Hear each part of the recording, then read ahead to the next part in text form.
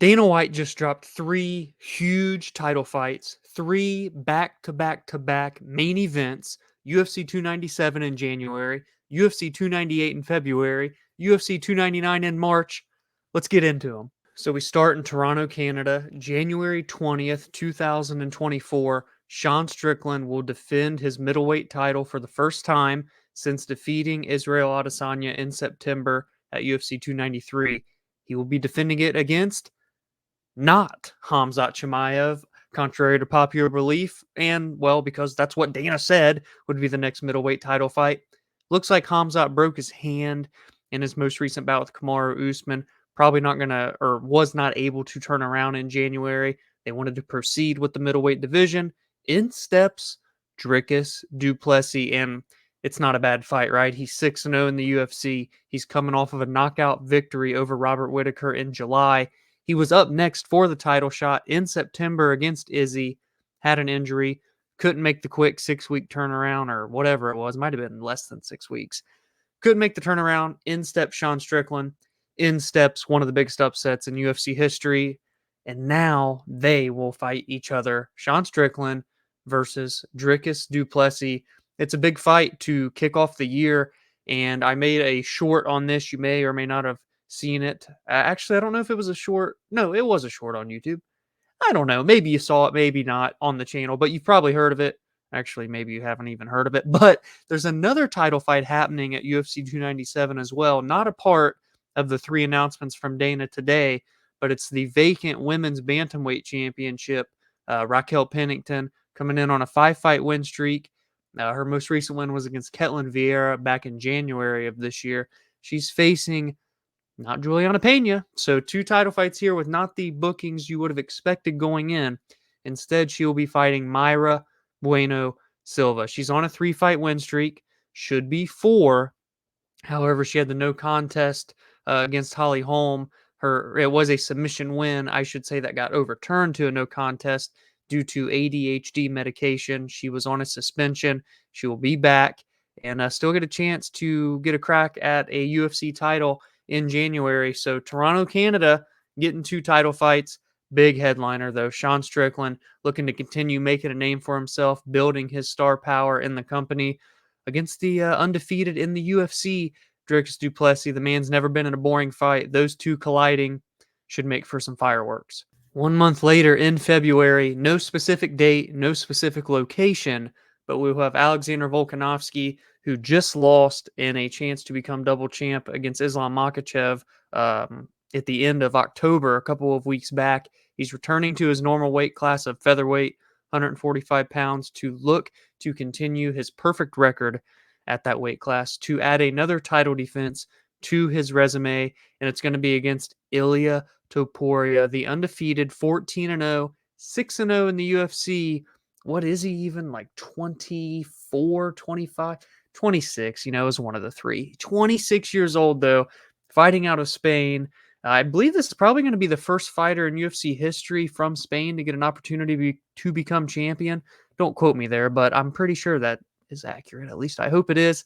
This is a big fight. This is one that I think a lot of people have been anticipating for featherweight, for this next chapter of featherweight to really kick off in 2024. Can Volk, now at a fresh age of 35, continue to have a reign of dominance, or will, now that he's hit that number, be added into this statistic of like it's 2-30 fighters, 170 pounds or less, that are 35 years of age and older? That's a mouthful of a stat, but it's a stat nonetheless. Ilia Topuria going to be 9 years younger, fresh, has plenty of momentum, just dominated Josh Emmett back in June. He looked so phenomenal in that fight. That's going to be a very, very high level, matchup. Ilia beating Volk seems far-fetched, at least on paper, but man, I don't know, Volk, yeah, he's losing to Islam Makhachev, right? It's up at lightweight. It's not down at his weight class that he's dominated for so many years now and has so many title defenses.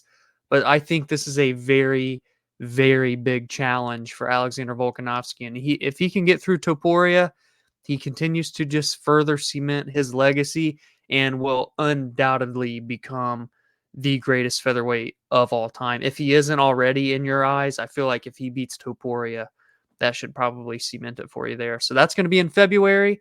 Then we got another one in March, down 10 more pounds at bantamweight. Two gentlemen that not only picked up their most recent wins on the very same card on the very same night, but two gentlemen that have also fought each other in the past. We have the bantamweight champion of the world, Sean O'Malley, looking to defend the 135-pound championship for the first time. He dethroned Aljamain Sterling back in August at UFC 292 in Boston with a big-time knockout early in the second round. He will be rematching and trying to avenge the only loss of his career against Marlon Chito Vera. Marlon is coming in winning 5 of his last 6. Ever since that night, it was really just a matter of if, not when, these two were going to get a rematch for the Bantamweight Championship of the world. A lot of people upset that Marlon Vera is getting this opportunity, but we shouldn't be surprised that this is the fight that the UFC is looking to make. It's a big fight, two very high-profile names. I mean, look, there's a history too. Marlon has beaten Sean O'Malley, the only person to do it. Two big names. He's won 5 out of 6. I mean, it's not that blasphemous that he's getting this title opportunity. You know, you look at the rest of the division. Henry has been injured and is coming off of a loss to Aljamain Sterling. Aljo has 1 foot in 135, 1 foot out of 135. And then the last time I heard, Marab was injured as well and wanted Aljo to get the title fight before him anyways. With all that going on, Marlon's not going to say no. He's not going to give the UFC a hard time. He was a shoe-in to get this opportunity here and fight when the UFC needed him to. It's going to be in March of 2024, much like the February card. No specific day, no specific location, but we do know UFC 299. Then the very next event will be UFC 300. So it seems like that massive monumental event for the UFC will go down in April if all things go to plan of 2024. So the schedule is looking pretty full already. It's November 6th, the day that these announcements were made. We now have 4 title fights total announced for January, February, and March of the new year. That's a pretty damn good start to the year. We'll obviously get to see as time goes on what's going to fill out the rest of these pay-per-view cards. But these were massive announcements. Wanted to get a video out on this for you guys sooner rather than later. Let me know in the comments below, what is your favorite fight announcement of these 3 big ones today? Is it UFC 297, Strickland versus Du Plessis? UFC 298, Volkanovski versus Topuria? That's mine. And UFC 299, O'Malley versus Vera 2. Let me know what your favorite one is. Give me your early predictions.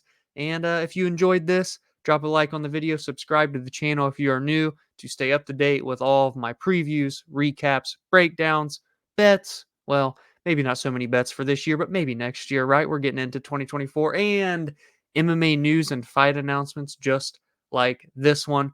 I'll see you later this week, assuming there's no more big news dropping for UFC 295, Pereira versus Prohaska, and Aspinall versus Pavlovich.